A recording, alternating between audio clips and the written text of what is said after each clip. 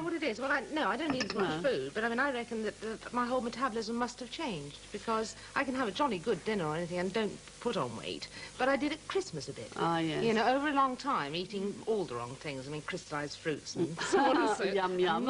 And not sort of low calorie. But I wondered why you had gone to a beauty salon to have this sort of wrapped treatment. Yeah. You know, because you had had this willpower to do the diet. Because it won't lose you weight, will it? No. Oh no, it doesn't lose any weight at all. But Barbara, I know Barbara who works in there, and she said I felt a bit flabby. I thought I was feeling, you know, not quite as tight and nice as I felt last year.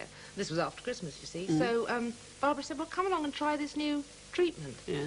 So I said, oh, well, all right, you know, I've tried anything once. And I went along there, and she bound me up to look like a sort of Egyptian mummy. You know, having put on this sort of gel. That's a herbal gel, yes. Herbal gel, yeah. Wrapped me up, and I just lay there, Sylvia, for an hour and a half, reading a book, wrapped up like a mummy. Sounds great. Yeah, well, that's right. You know, it was all very relaxing and pleasant and warm. And she'd measured me before I had this bandaging done, and she measured me afterwards, and I'd lost half an inch here, half an inch there, you know, 3/4 of an inch. Yeah, all told, well, Claire's got the list there. Yes, all told, 4 3/4 inches. That sounds good when you say you've lost 4 3/4 inches, but you've only lost the bits. You know, Barbara said to me, well, you're slim, so you're not going to lose a great deal, but somebody who's very big can lose an awful lot, even with one treatment. She said, you know, 5 inches around the waist. What do you actually think it is that you lose then, Claire? I mean, I think it's the bandaging as well that does it, but what do you think? Oh, well, yes, I know she said she felt flabby. Yes, well, this herbal gel sort of works on the toxinated wastes that are in the body after you've sort of slimmed that sometimes you can't get rid of. And what this does, it drains it through the lymphatic system. If you drink a lot, it will, you know, you will wash it sort out. of... Yes, it will. And the bandages, you say, firm you up. Because Sylvia can tell you, having been a model, just to tell her the truth. When I heard this was going on, I thought I mustn't let Sylvia tell her what you used to do. Well, a week before, I was always an 18, but the week before I was doing the show, I would squeeze myself into the tightest rubber belt I could and housework and do everything in it, and I guarantee I was the 16 when I went to do the show. And just from doing that? No preparation? I've been tight, and if I want to get... If I'm going out somewhere rather special, all day I'll wear one of my big belts around my middle all day, so that by the evening you sort of pushed against the belt and held yourself, and you find that you're holding yourself in. Uncomfortable. Well, I mean, don't you... I know that when we first went into tights from stockings, that I find myself relaxing within tights. Whereas when you wear a little suspender belt, you held yourself properly. And it's like an isometric exercise. Well, stockings are coming back now. You'll be back. Yes. But I haven't put those inches back on. That's great. So I was pleased. Yes, I haven't had another treatment. But people sometimes think, oh, this is a fantastic way to slim. But it's not, because you will not lose weight. I mean, that's... You are what you eat, aren't you? Oh, yes. Let's face it. I mean, that's the only way to slim, and that's the way, you know, I went about it. You counted calories, didn't you, when you... Literally. I had a pad on the table in the lounge and wrote down everything, you know. Because you were, you know, I was big.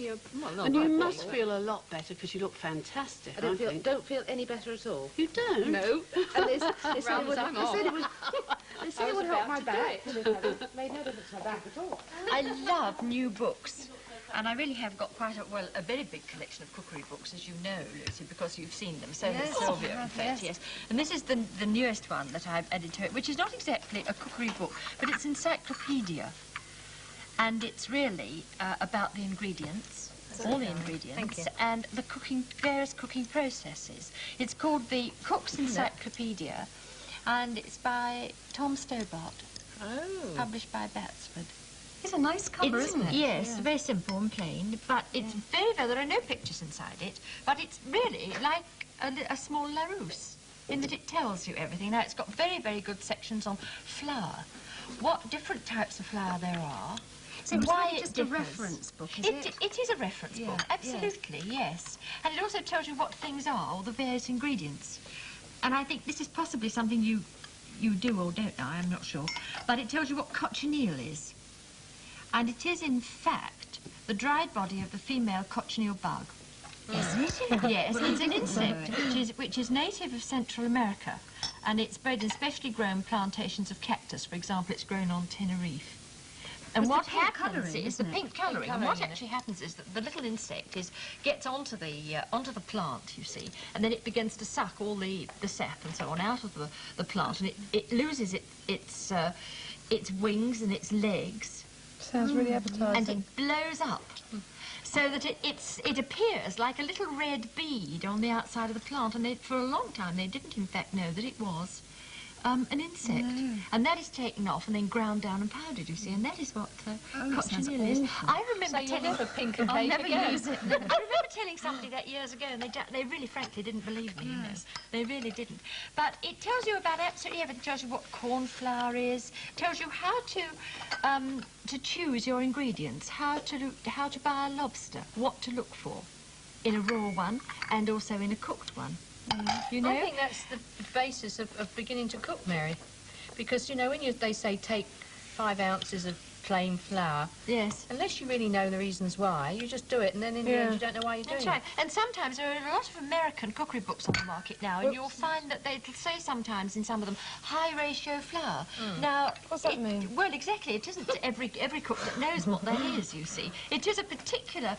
You'd have to be quite keen on cookery to... Oh, no, you wouldn't really, would you? You wouldn't be interested. Well, because, you know, I get given cookery books, I suppose it's to encourage me.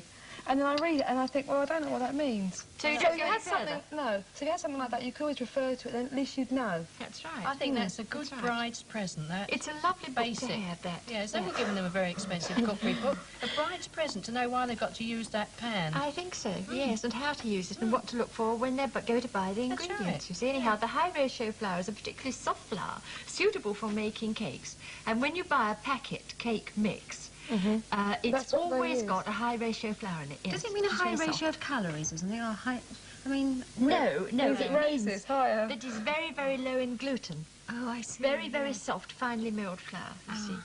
And this is another book, and this actually was given to me. This is not one that I personally would buy, simply because I happen to have all these tools, but it's a manual of kitchen implements and how you use them. So this, again, is very good for someone who is interested in cooking and wants all the various, gadgets, and I wouldn't go as far as to call them gadgets.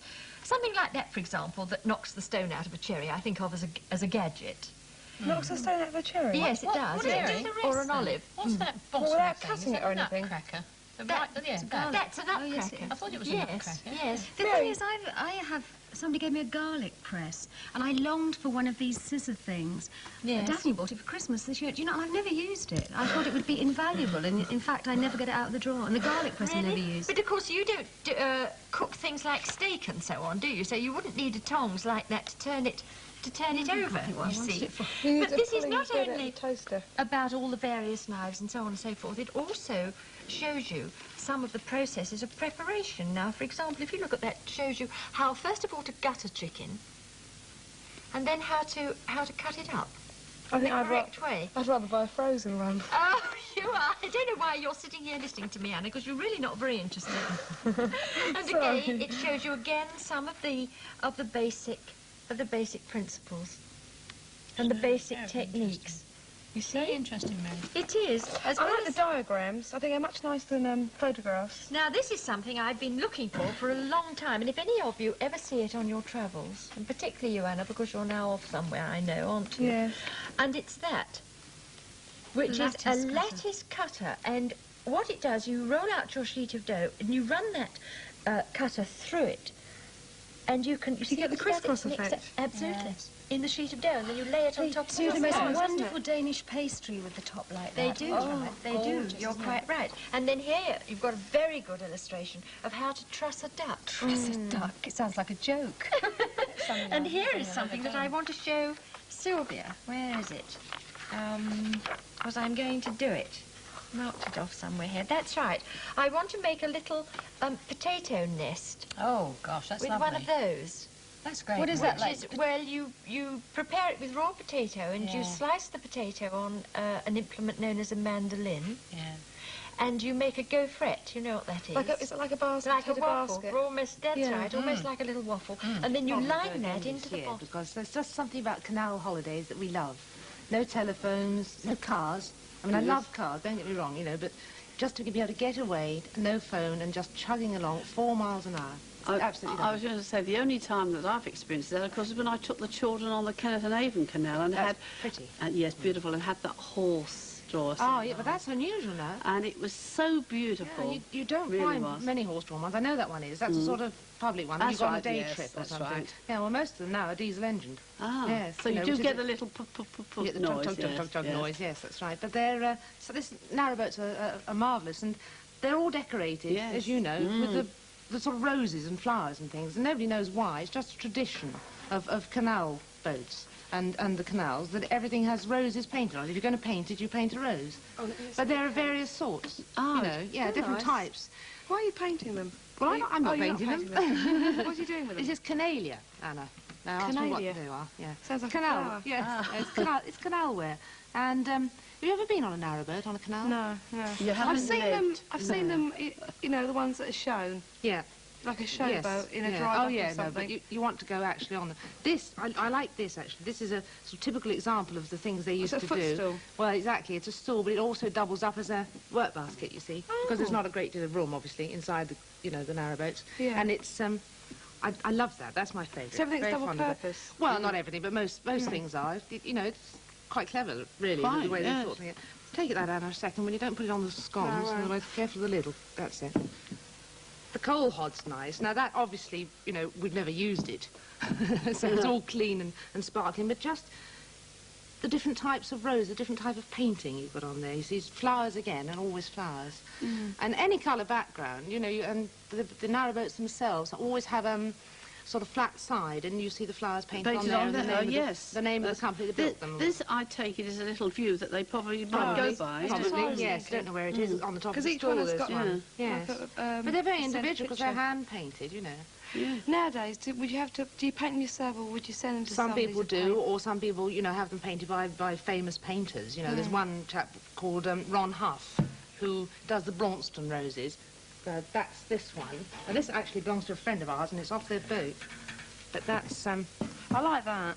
That's super, isn't it? That's a buckbee can, and that holds the fresh water. That's why they keep the fresh water. It would in. look nice as a fire bucket, don't you think? Yeah, well, you can do. Yes. Yeah, I mean they've had it at home all last winter, and they kept it outside. We kept sand in it so it didn't blow away. I like It the sandy. black and yellow. I like that Yeah, one. it's I think really bright, that is isn't the it? real, the one everybody remembers. Yeah. Yes. But it's a smaller one. But you see, on the green, no, they've got different well, sorts that's of right. roses on there, There's haven't still they? flowers, Yes. but they're still, I didn't notice though different, but you can Yeah, do see you notice they've now. got a bit sort of flat bit Yeah. on them? I think they're very attractive. And we're now members of the Inland Waterways Association, who do all the restoration of the canals and everything. Do you see. collect these then? Yes, yes. We're gradually getting bits. What you can do. It's pretty, isn't it? It was a T-shirt of mine. I've got a little niece who's 2, and it was such a nice quality T-shirt, but it had gone wavy at the end. You know how when you wash them and they go strange, and it just looked kind of sacky on me, and I couldn't bear to throw it away. And I remembered how many dresses Lucy used to get through when she was 2. It's like 2 or 3 a day. They dribble and they get wet them and stuff. So I thought if I made her a couple like that for the summer, we went to buy some, and the cost was so unbelievable. Just for little cotton dresses, I just couldn't believe it, and they weren't anything special. So do you like that? I'm always very amused by Lucy's bows. I always remember, was it Doris Day who sang a song about buttons and bows? Yes. It always reminds me of Lucy. Yeah. Do you have bows on your tea towels, dear? Isn't she insulting Got them on Lucy? my Carry knickers on. now. No, I find it rather endearing, actually. But what you do, anyway, with your old T-shirts, I mean, you could do it for a much bigger child. It doesn't have to be for mine. The whole point is that what made it so easy was that the neck, which is the difficult part, is, making it neat and getting it cut right without a pattern, I left exactly as a T-shirt neck. So if on your T-shirt, there's a neck like that, that little red neck is actually as big as that. And what I've done is measure 9 inches from the edge of the neck to there. So that's like that. Can you see that? Yep. 9 inches. Then that, in fact, is 6 inches down when it's spread out. I don't know if you can see that like that. 6 inches double. 6 inches down. Yep. Then 3 inches in. Yep. And also what it was good about it, if your T-shirts go horrid under the arms, which in hot weather they sometimes do, you actually cut out all that nasty bit. So in fact, because you don't like to wear them when they get like that, you can get rid of that. And then just cut down the length that you want, turn up a hem and put ribbons around the bottom. And then in the neck, I used get that one out of the way now.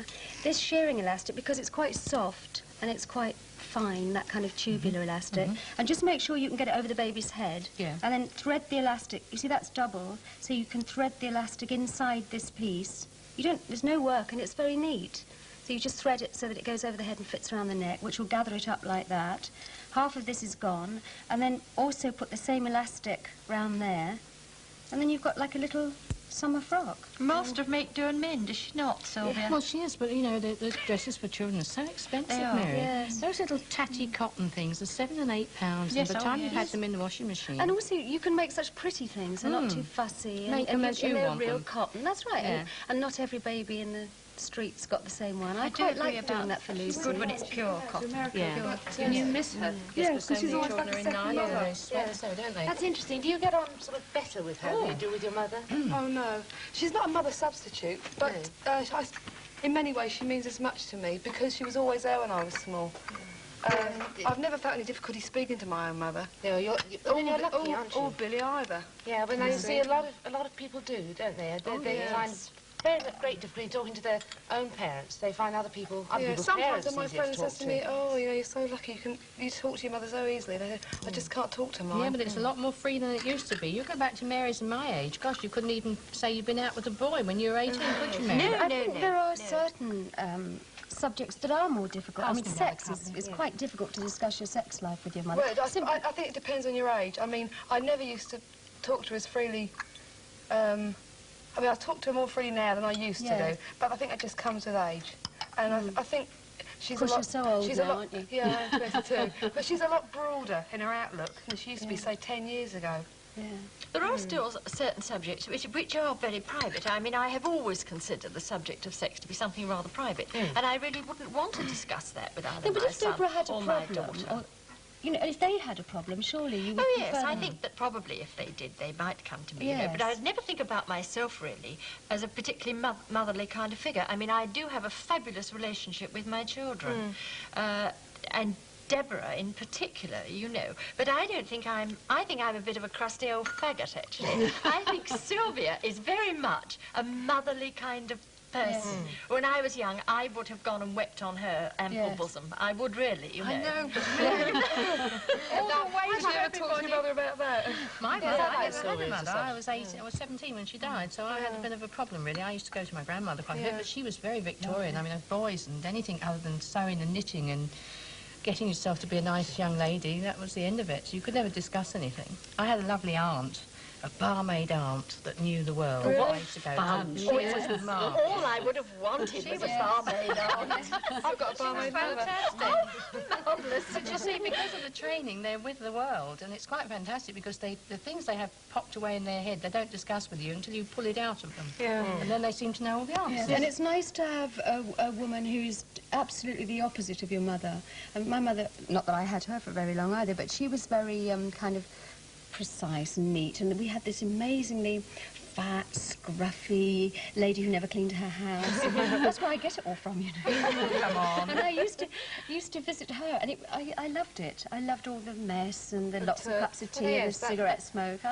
Lovely. I was going to say, don't you think sometimes that youngsters, if their parents are a bit strict, and there's someone that they can talk to, that they sort of talk it over, measure up whether the things that their own parents might be demanding of them would be demanded by this free and easy person. Yeah. Yes. Sometimes. Yes, that's a very salient point, I think, Claire, yes. And you should lecture children if possible, or that, even if you don't approve, because otherwise you just kind of turn out replicas if they only had your ideas. It's nice that they have completely different ideas, and you realise... but nevertheless, you set the pattern. I think that when your children are born, you begin to bring them up. I think you set the pattern of how they behave eventually.